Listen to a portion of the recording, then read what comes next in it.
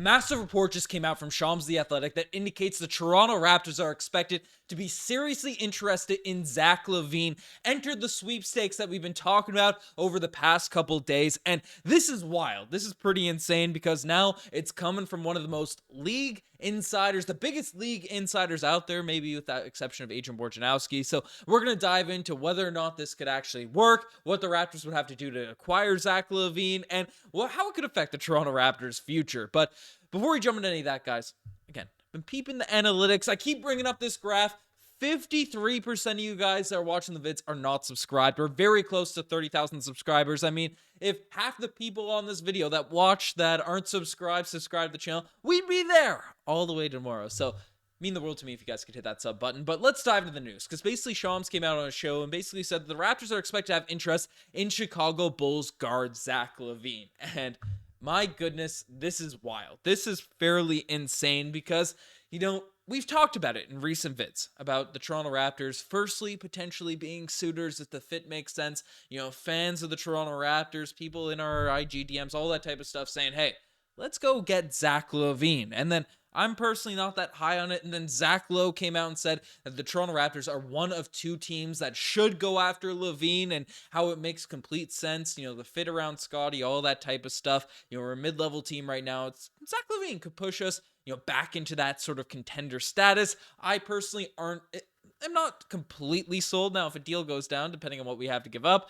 Again, my Raptors fandom, always being the optimist that I am, probably start buying into the hype, but basically, those were all kind of rumors, speculative, those types of things. Now coming from Shams saying that the Raptors would be serious interest, it makes sense given the fact Masai Ujiri's always trying to make big swings, always trying to swing to the fences when star players are put out there on the market. But does it really make sense for the Toronto Raptors? It makes sense that the Raptors are after a big star. I mean, every single week we hear that the Toronto Raptors are interested in acquiring another big name, but is this the right piece that we should lay out maybe not all the chips on the table for, but enough to acquire a big star? And depends what route you want to go down, because you look at Zach LaVine's stats. I mean, the guy is a beast. This season, numbers are down a little bit, 22 points per game, 5 rebounds, 3 assists, only shooting 33% from the field, 3-point line, 40% from the field. Those numbers over the course of his career have been a lot better. Generally a career average 38% 3-point shooter. So he's a guy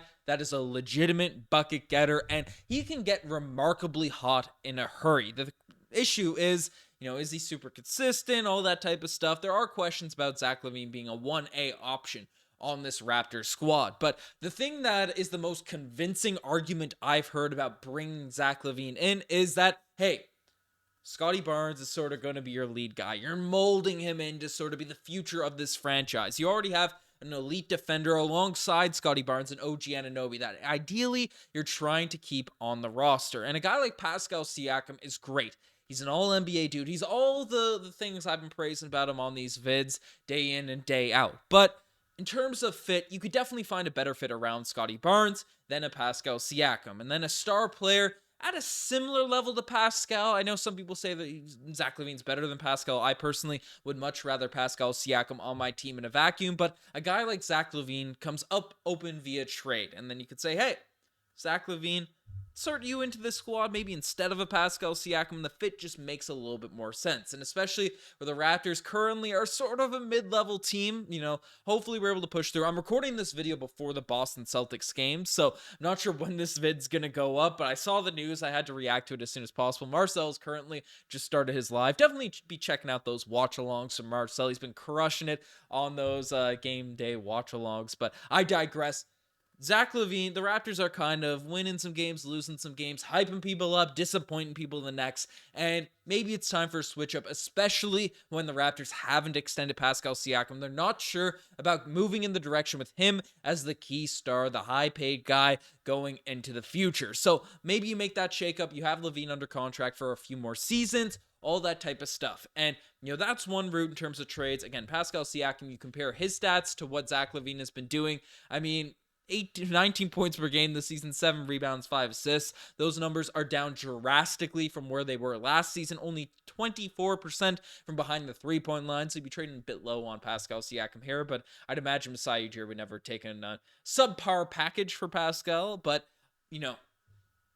I'm still a Pascal Siakam guy, but I get the fit. I get all that type of stuff. But then there's also the world, and this is the proposal that Zach Lowe ended up throwing out on his podcast and discussing how the Raptors could make the salaries work if they added a couple picks and then only included Gary Trent Jr., a guy like Chris Boucher, Thaddeus Young, maybe some extra filler here and there, but no real star player. And then you're rolling with the starting lineup of Dennis Schroeder, of Zach LaVine, Scotty Barnes, OG Anunoby, and then Pascal Siakam at the center. Again, we're in a weird spot. I just made a video about how Jakob Poeltl may have taken a step back.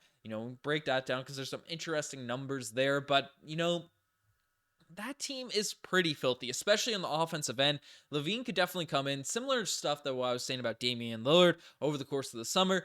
Right? LaVine can definitely come in there and change the Toronto Raptors offense. And the shooting has always been the question mark with this team coming into this year over the course of the last season. Do we have enough bucket getters? Guys that can create when the offense sort of gets stagnant. It isn't really working. I mean, defensively, I'm not too worried about the Toronto Raptors. Now, that starting unit without a center in there, because I think Poeltl will be the odd man out in that sort of group, then things get a little bit messy. Maybe you move Scotty to the point, Schroeder to the bench, and then Scotty, Zach LaVine, OG Anunoby, Pascal Siakam, and Poeltl line up there. That could be a very interesting thing to look at. I know a lot of people are still calling for Scotty Barnes to be the point guard of this Toronto Raptors team, but if the team doesn't want to go into the direction of being a mid-level sort of play-in team that doesn't really have aspirations of making a deep playoff run, all that type of stuff, there's no real incentive to bottom out or be like a lottery team because we don't have our draft pick. We don't have our pick. And then I don't think the Toronto Raptors are going to get to a point unless we completely nuke the roster to where we're guaranteed going to be a bottom six to the point where we keep that draft pick that's going to the San Antonio Spurs. So things are still mid-leveling over the next couple of weeks. Not sure how the Celtics game is going to go, but again, we're always very reactionary to all the games that are going on. I mean, maybe it makes sense to take that risk, take that belief, just switch things up with Pascal Siakam. I know the vibes are back and it's been the hyped up thing, but losing will lead to the vibes be going right back down to where they were when everyone scapegoated Nick Nurse, everyone scapegoated whoever the heck you didn't like, Fred VanVleet, and then things just went into the dumpster again. So, Zach LaVine is an interesting option. I see why the Toronto Raptors, especially if they don't have to give up, only have to give up Gary, a couple filler players and all that type of stuff. Again, the picks would be extremely risky at that point. So that's why I've said, I made the whole video about this being ridiculous, about how the Raptors shouldn't give up multiple future first round picks to acquire Zach LaVine, but we'll see what happens. It's the issue the Bulls actually ran into when they acquired Nikola Vucevic, losing out on Franz Wagner and other sort of, Wendell as well. Wendell Carter Jr. Not sure the other pick was, but I don't know. We'll see what ends up happening with this Toronto Raptors squad, but I'm not sure if moves are coming. I'm not sure what's happening, but if Shams is saying that Zach LaVine, the Raptors could be interested in this guy, we'll see what happens. But folks, you guys have best make us far. Subscribe to the channel if you guys haven't already. I mean, we're pushing for 30K. If you want to stay up to date with all the latest Raptors news, hopefully you've earned your sub. Anyways, I'm signing out. Cheers.